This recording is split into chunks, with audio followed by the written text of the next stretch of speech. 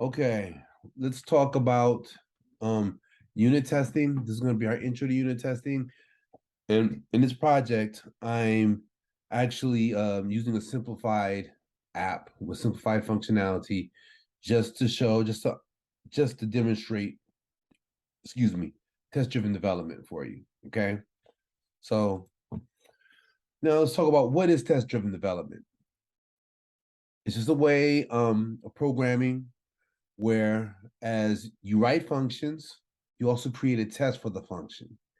So initially, when you make a call to the function, the implementation is not there.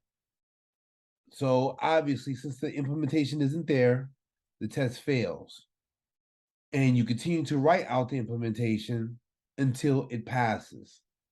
And then another thing is once it passes, you start writing out tests for edge cases to ensure that it passes. And yeah. So I mean, why would you do it this way? Doesn't make sense.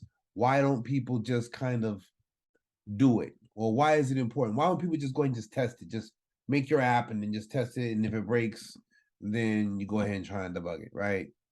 I mean, that's what some people do, and they think it's faster and looser. But in actuality, test-driven development improves development time because you're not writing unnecessary code. You write just enough so that the test passes.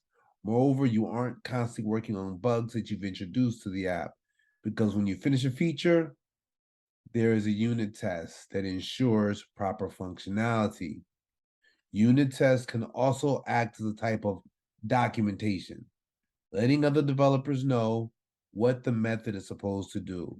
If some bugs do happen against the code base, then unit tests can help rule out issues that have already been tested for by the unit test.